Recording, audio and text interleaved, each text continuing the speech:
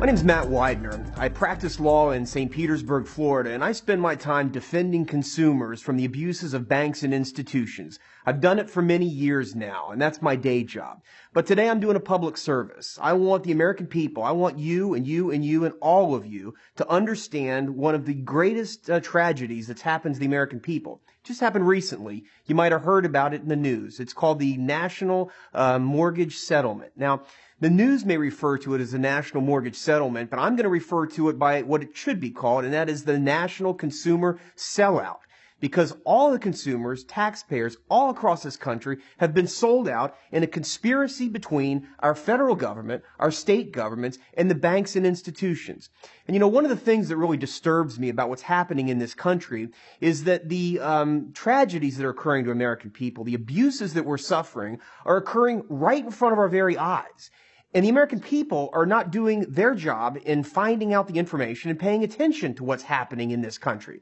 Now, you're not entirely to blame. You see, we rely on the news media to report the news. But as we're going to learn here in the context of this national mortgage sellout, the news media has not done their job in explaining to the American people exactly why it is that this is such a travesty, such a robbing, such a gutting and thievery of the American people. It's important that you be able to be a sophisticated consumer of information that you find on the internet. It's important that you as a consumer know where to look for correct, accurate, and verifiable information. So as I go through this sellout today, I'm going to be pointing you to first source information. That's something you need to understand. First source information is not information that is untrustworthy or unreliable. First source information is going directly to the source. And in this case, the source that we're going to be relying on are the documents that have been released by the federal government and the state attorneys general. And we're going to be exploring the documents and examining them very carefully. Now, I encourage you to spend a little bit of time with this. You're going to come away with a much deeper and frankly, a much scarier understanding about what's happening in this country. Now, the first document you're going to pay attention to is found at the website, and we'll put it up here, the National Mortgage Settlement, where you're going to pull up the documents I want you to refer to. Number one is the complaint that's found on this website. That's the first document. The second document that I want you to download can be found at the Office of Inspector General website, and again, that website address is here. On there, you will find reports that have been produced by the Federal Office of Inspector General. These are audit reports where they actually went in and examined what was occurring at the banks and institutions. So I want you to take these two documents, go onto your web browser, download at least one. In this case, we're going to be focusing on Bank of America. Go to the Office of Inspector General and download the Bank of America Office of Inspector General Audit Summary, number one. Number two, go to the National Mortgage Settlement website and download the document that was filed in federal district court that outlines the terms of the $25 billion settlement. Now, I began the discussion by saying that the National Mortgage Sellout is a conspiracy between the federal government, and we'll have that represented here in my description as a... That's the White House right here. I promise you I'm a better lawyer than I am an artist, but you'll just have to make do with that. I'm going to do my best to draw the United States of America. That's even worse, I know, but trust me, that's Florida right there. And then over here, represented by this, we're going to draw that as the banks. Now, the important thing I want you to understand about the National Mortgage Sellout is it's a conspiracy between the White House, the banks, and the 49 state attorneys general that signed on to this agreement that I want you to examine, that sold out the rights and interests of the American people in favor of the banks and institutions. Now, understand, folks, the National Mortgage Sellout has been described in the press as a settlement of robo-signing practices. We all know what robo-signing is. It's a term that was born in 2010. Correctly or not, I'm given some credit with coining that phrase in the Wall Street Journal. Robo-signing was indeed part of the National Mortgage Sellout. But the fact of the matter, and this is the most important point to take away from this, the National Mortgage Sellout or Settlement Agreement was the settlement of the largest insurance scam in the history of mankind. What we're going to demonstrate here is that the claims that were being prosecuted by the 49 or 50 state attorneys general really had little to do with the robo-signing practices, but the fact is that the real claims behind the sellout have to do with the false insurance claims that were being made by the banks and institutions. Looking carefully at first the National Mortgage Sellout complaint that can be found on that website, if you want to print it out, I think that's important, start printing at page 14, because the first 14 pages are nothing but the states on there. But the real meat and potatoes of the National Mortgage Sellout complaint begins at page 14. The reason it's important for you to print out the National Mortgage Sellout complaint is this complaint lays out in very clear and concise terms exactly what's occurring with the national mortgage market or real estate funding system and foreclosures. We hear a lot about federally insured loans. We hear about foreclosures and the banks and institutions, but frankly, even for sophisticated practitioners, we don't understand how all the pieces put together, but this lawsuit lays it out pretty clearly.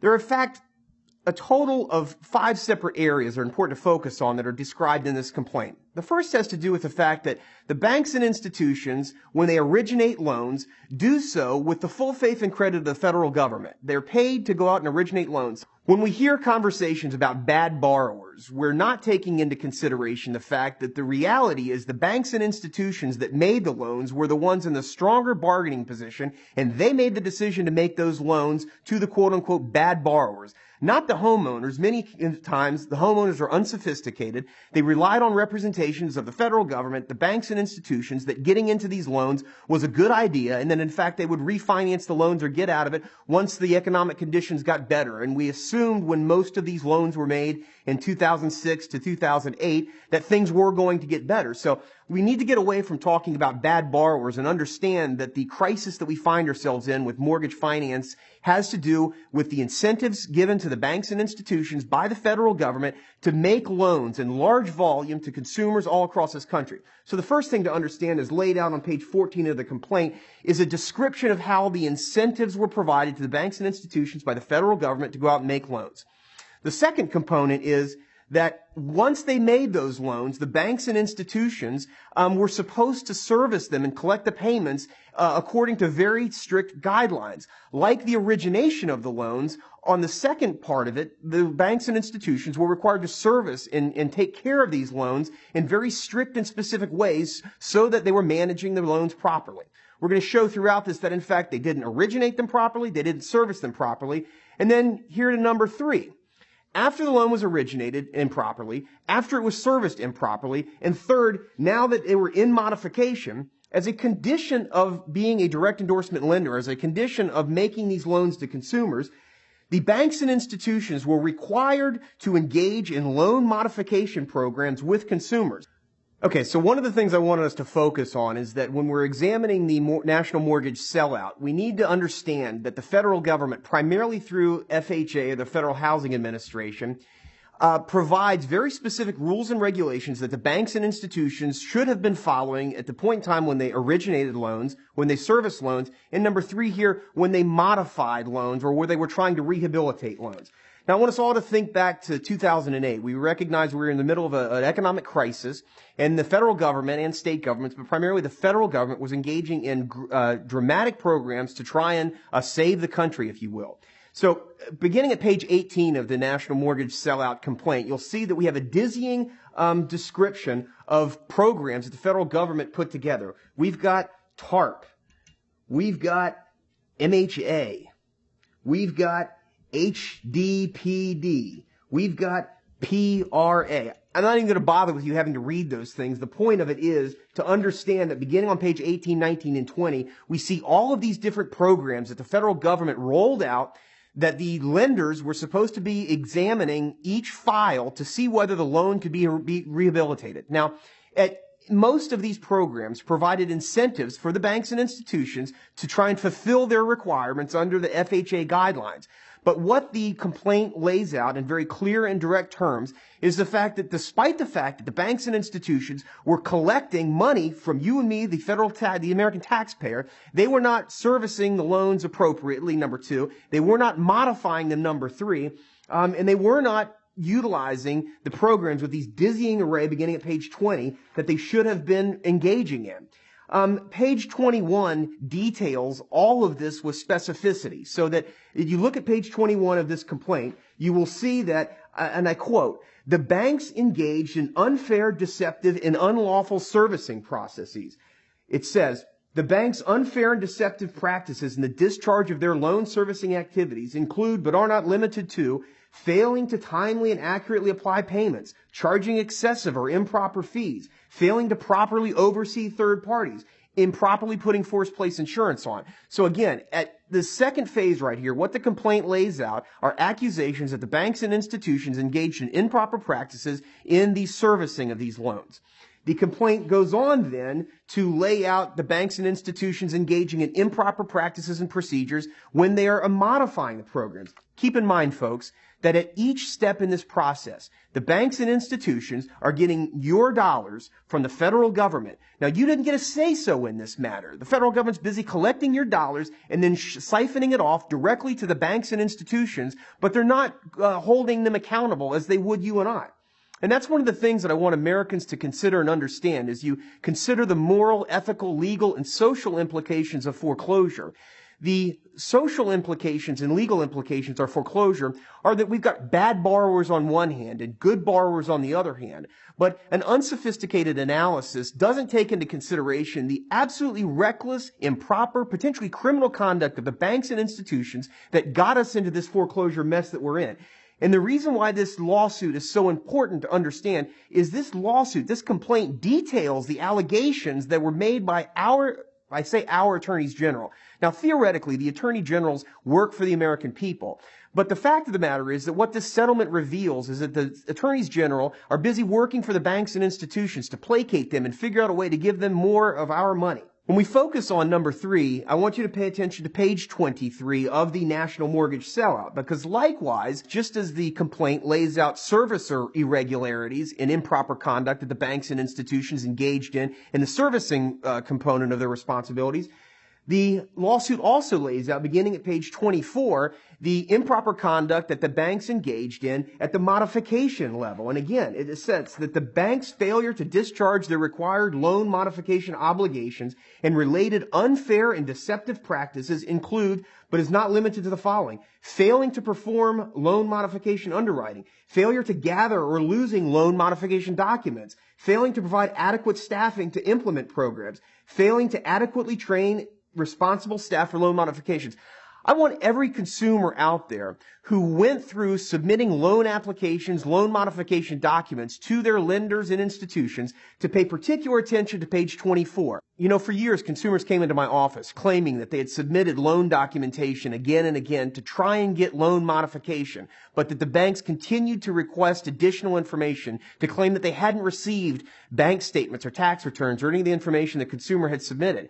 And as we see on page 24 of the National Mortgage Sellout complaint, it seems that that was true, that the banks and institutions were not accurately staffing their organizations and they were not adequately processing loan modification applications. Keep in mind, however, that at each step in the game, even though they were not adequately fulfilling their responsibilities to the American consumer in considering loan modifications, they were in fact collecting money from the federal government. Another key point is that at the same time they were convincing consumers that they might qualify for a loan modification, they were also continuing through with the foreclosure process. So on page 25, it asserts that the banks were misrepresenting to borrowers that loss mitigation programs would provide for relief from the initiation of foreclosure proceedings. That, in fact, was not the case, but there is, in fact, allegations out there that the banks and institutions were convincing consumers, don't make your mortgage payments, engage in the modification program, while at the same time not advising them that they were still subject to foreclosure proceedings. Now, the fourth stage in the improper conduct that was engaged in by the banks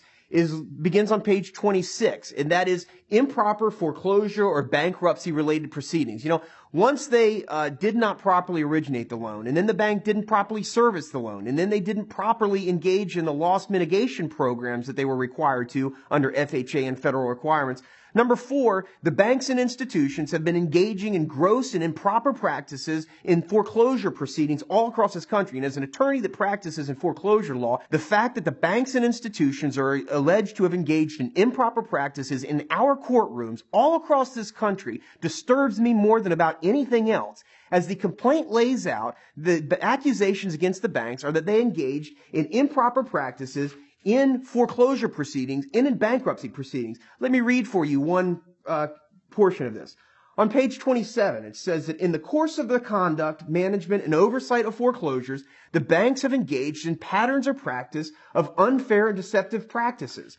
That includes preparing, executing, notarizing, or presenting false and misleading documents, filing false and misleading documents with courts and government agencies, or otherwise using false and misleading documents as part of the foreclosure process. Understand this, people. In this complaint, it lays out what defense practitioners and consumers have found all across this country, and that is that the banks and institutions are engaging in false and improper practices in our courtrooms. And they're getting away with it. They continue to get away with it now, even more that this settlement has been reached. Now, another component of this fourth element here, the bank's improper conduct in foreclosure proceedings, is the bank's improper conduct in bankruptcy proceedings. Beginning at page 34, the complaint here lays out the allegations that the banks engaged in improper practices in our federal bankruptcy courts. Now, I want you to understand the full impact of this. What's laid out beginning on page 35 is, as a result of the use of inadequate bankruptcy procedures, the conduct of the banks or their agents has resulted in, among other things, some or all of the following: making false representations that were inaccurate, misleading, false, or for which the banks at the time did not have a reasonable basis to make. Number 2, filing false proofs of claims, motions for relief of stay, or other documents that fail to include documentation required under the federal rules of bankruptcy. Number 3, filing lost note affidavits for which the banks at the time did not have a reasonable basis to make. And finally, filing false proofs of claim. Now, folks, I want you to understand something here in this fourth element. What the complaint lays out is that the banks and institutions engaged in false, deceptive, and misleading conduct, and that they did that in our courtrooms. They did it in state foreclosure proceedings, and they allege to have done it in bankruptcy proceedings all across this country. Now, folks, if the banks and institutions are allowed to get away with the improper practices in our federal bankruptcy courts and in our state courts, what might they not be able to get away with? And again, that's the thing that I find most disturbing. The complaint lays out in very detailed form how the banks and institutions allegedly engaged in improper conduct in our court system, and they've been allowed to get away with it. Now, folks, I began this video talking about the fact that the national mortgage sellout was not primarily about robo-signing, although that was certainly bad enough. I asserted that the national mortgage sellout was really about the largest insurance fraud scam that had ever been perpetrated on a people in the history of mankind. And that's where we get here to the fifth and final element of this. Paragraph 5 lays out what is in fact the most compelling part of this entire national mortgage sellout. When the banks and institutions originated loans using the full faith and credit of the United States government effectively through FHA guidelines and requirements, they originated what are federally insured loans. Now, federally insured loans mean that if a loan goes bad, the federal government, that's you and me, that's our taxpayer dollars, are going to pay for that loan to make it better. And that's why this fifth element is so crucial. The banks and institutions have fleeced the American people at each of the 5 steps that I've indicated here. They fleece the American people at originating the loans. They fleece the American people when they're servicing the loans. They fleece the American people at modifying the loans. They fleece the American people in bankruptcy and foreclosure courts. And fifth and finally, where the banks and institutions make claims on the federal government, that's your taxpayer dollars, to pay off bad loans when they could have been servicing them properly, modifying them properly, or engaging in proper practices in our court proceedings. But they're not. One of the things that we're all focused on now is how many new foreclosures are being filed.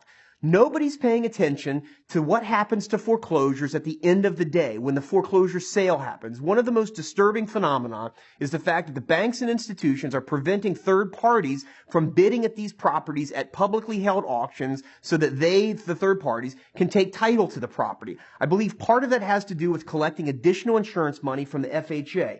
But the fact of the matter is that the general public needs to take a much greater interest in what's happening to foreclosure proceedings at the end of the process, when the foreclosure is concluded, when the public sale is happening. We're ignoring that. Nobody's paying attention to that. But what we need to understand is that the banks and institutions have fleeced us all at every step of the way, and the final fleecing occurs at the end of a foreclosure or end of a bankruptcy proceeding when they make still more demands on taxpayer dollars in the federal government. Now, the second document that I want you to pay attention to is the Office of Inspector General reports. What happened was the Office of Inspector General went out and audited some of the servicers that are engaging in improper practices across this country. What I find most compelling about the Office of Inspector General reports, and the website is linked directly there, I want you to click on that link and I want you to download a couple of those. In particular, I want to focus on the Bank of America Office of Inspector General Corporation report. One of the things that's most disturbing is the fact that the banks and institutions are able to make extraordinary claims on the federal government. That's, again, your taxpayer dollars. Keep in mind that Bank of America alone, according to this first page of the Bank of America Auditor General report, was that during fiscal years 2009 and 2010, it submitted 36,095 FHA claims totaling $5 billion. Let that sink in for a minute. During 1 year, the Bank of America submitted claims to the FHA totaling $5 billion.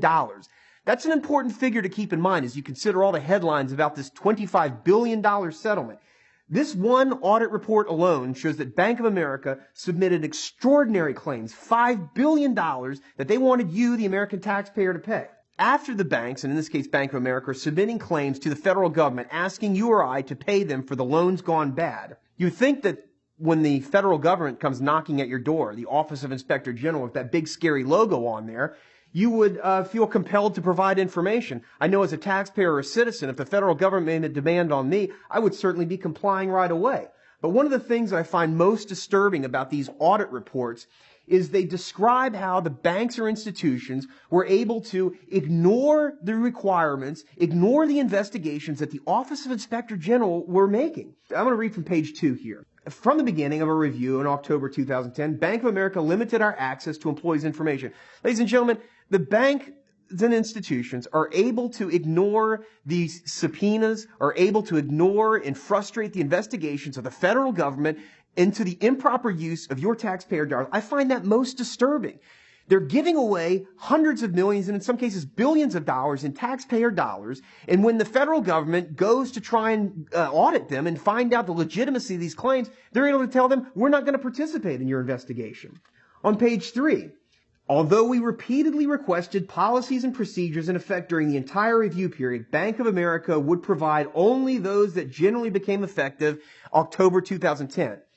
And then Bank of America provided incomplete data which impeded identification of all affiants, notaries, and attorneys in the investigation. Understand what happened here, folks. The federal government came knocking at the door of these banks and institutions, and the banks and institutions told them, we're not going to cooperate in your investigations. We're going to frustrate your investigations. So one of the things that's so disturbing about this settlement is it's based on incomplete information. Understand that according to page 3 of this Office of Inspector General report, the report on Bank of America is based on a statistical sampling of 118 Bank of America claims. Understand this, folks. A settlement involving hundreds of billions of dollars of FHA claims is based on a sampling of only 118 files. I find that most disturbing.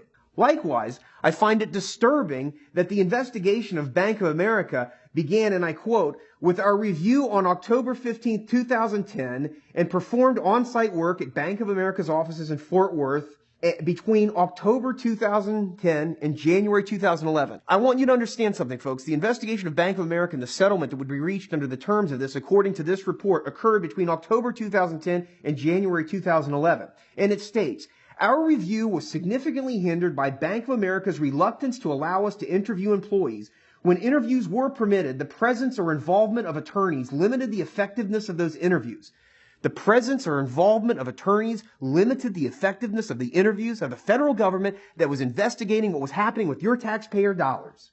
On a number of occasions, Bank of America's attorneys refused to allow employees to answer questions, stopped them in the middle of clarifying information already provided, or counseled them in private before allowing them to provide a response. Further, Bank of America would not permit an effective walkthrough of its document execution process that would have facilitated an understanding of its process. And a chilling phrase here, folks.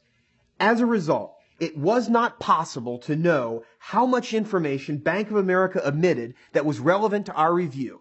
That's on page 4, folks. The Office of Inspector General, the federal government investigating Bank of America, states in here clearly that they were not able to determine just how big of a problem it was because they were hindered in their investigation of determining what happened with your taxpayer dollars. Ladies and gentlemen, the purpose of this video is to encourage you to wake up, to get involved, and to pay attention to what's happening in your country. The foreclosure crisis that rages across this country is a symptom of the much larger cancer that's eating at the very heart and soul of this nation. What's happening in our neighborhoods, on our streets, to our neighbors is a devastating desecration of Americans' basic principles and values. Our court system is under attack like never before by the banks and their improper practices and procedures. Our communities are under attack like never before. Your neighbors are suffering like never before, and they're suffering at the hands of the banks and institutions that we rescued, that we protected, that we preserved, and yet they're turning against us. They're turning neighbor against neighbor, community against community. The purpose of this video is to encourage all of you, every American, to go beneath the headlines of your local news and your newspapers, to read these documents carefully, and to consider the profound implications of a national mortgage sellout that in fact is a sellout of the American people to the tune of billions of dollars.